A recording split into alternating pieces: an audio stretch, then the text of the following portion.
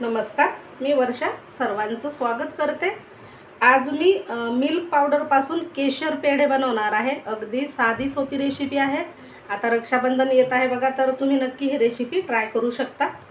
तर साहित्य बघा, इथे आपण 1.5 कप म्हणजे कपाचं किंवा वाटीचं प्रमाण घेऊ शकता। मी या वाटीचं प्रमाण घेतलं आहे। या वाटीने 1.5 वाटी मिल्क पावडर घेतली आहे। पाऊण वाटी साखर घेतली आहे। साखर तुम्ही जास्त गोड खात असाल तर थोडीशी वाढवू शकता। दूध घेतलं आहे। आपल्याला अर्धा ते पाऊण वाटीच दूध लागणार आहे। थोडंसं केशर आणि केशरी रंग लागणार आहे, कारण आपण केशरवर पेढे बनवत आहोत, त्यामुळे हा केशरी रंग। 1 चम्मच गोड तेल लागणार आहे। चला तर आता रेसिपीला सुरुवात करूया। सर्वात आधी आपण या कढईमध्ये दूध टाकून घेणार आहोत। त्यामध्ये थोडासा आपण हा केशरी रंग टाकून घेणार आहोत। तुमच्याकडे लिक्विड कलर असेल तो सुद्धा तुम्ही टाकू शकता। थोडंसं अगदी केशर यामध्येच टाकून घेते, कारण आपण केशर पेढे बनवणार आहोत, त्यामुळे जरूर टाका। रंग सुद्धा छान येतो केशरमुळे आणि चव देखील भारी लागते। आता हे मिक्स करून घ्यायचं। तुम्ही पाहू शकता आताच किती छान असा रंग आलेला आहे याला। हे काय आपल्याला उकळवायचं वगैरे नाहीये, लगेचच यामध्ये मिल्क पावडर टाकायची आहे, जी की आपण 1.5 वाटी घेतली होती, आणि साखर टाकायची आहे लगेचच। आता हे मिक्स करायचं, गुठळ्या न होऊ देता मिक्स करायचं आहे, आणि साखर विरघळून घ्यायची। अगदी झटपट ही मिठाई आपण तयार करू शकतो।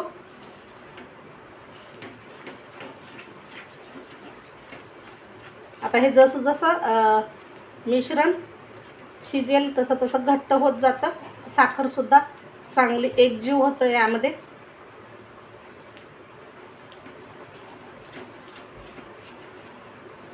आता यामध्ये ना आपण या पेढ्याला चकाकी येण्यासाठी 1 चम्मच तेल टाकणार आहोत। अगदी तुम्ही पाहू शकता 1 चम्मच एवढं तेल टाकलं आहे। आपण जी बाहेरून विकत मिठाई आणतो ती कशी अशी चकचकीत दिसते आपल्याला, तशी होण्यासाठी आपण यामध्ये तेल टाकायचं आहे। तूप टाकलं तरी चालेल, पण तुपाने काय होतं, आपण ही मिठाई फ्रीजमध्ये ठेवल्याच्या नंतर ती थिजल्यासारखी होते, म्हणजे ते तूप दिसतं आपल्याला। तर असं 1 चम्मच तेल टाकून बघा, खूप छान होतात हे पेढे। आणि गॅस बघा मध्यम आचेवरच आपल्याला हे शिजवून घ्यायचं आहे।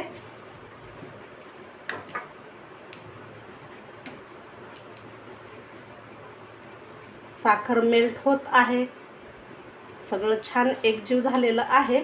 अजून 1-2-3 मिनिटं हे आपण शिजवून घेणार आहोत, आणि याला फिरवत राहायचं। मेन म्हणजे कढईच्या तळाला चिकटणार नाही अशा पद्धतीने हे फिरवून घ्यायचं आहे।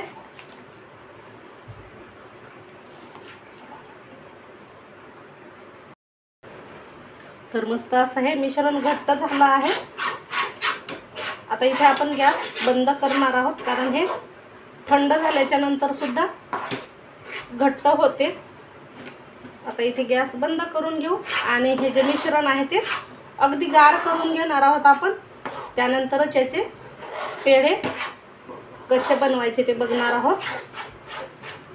तर हे तुम्ही एका प्लेटमध्ये काढून देखील थंड करू शकता, किंवा जास्त भांडे भरवायचे नसतील तर मग या कढईमध्येच असं फॅनच्या हवेखाली ठेवून थोडा वेळ थंड करून घेऊ शकता, आणि नंतर हव्या त्या आकाराची आपण याची मिठाई बनवू।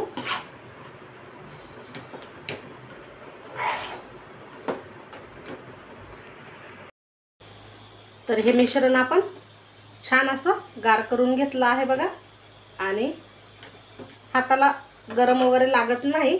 आता आपण याचे पेढे कसे बनवायचे ते बघूया।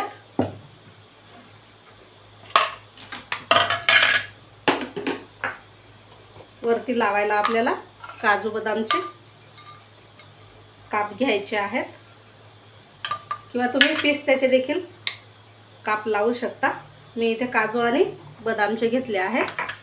आता बघा, आपल्याला किती मोठे छोटे असे हे पेढे बनवायचे आहेत त्यानुसार आपण यामधलं मिश्रण घ्यायचं आणि त्याला असं छान आकार द्यायचा आहे।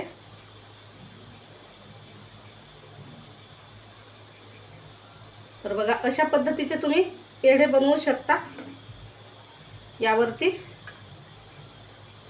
असे काजू आणि बदामचे काप लावायचे आहेत। तर हे आपण असेच बनवून घेऊ, किंवा मग दुसरी एक डिझाइन दाखवते तुम्हाला पेढ्याची।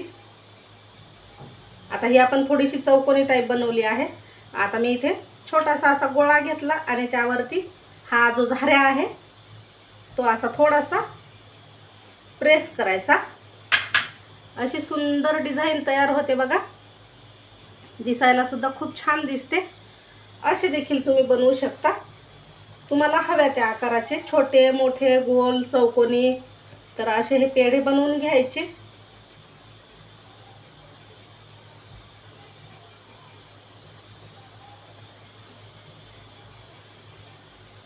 आता या मिश्रणाचे संपूर्ण जे पेढे आहेत ते मी बनवून घेते आणि नंतर यावरती काजू बदामचे काप लावते, म्हणजे पटपट होऊन जाईल।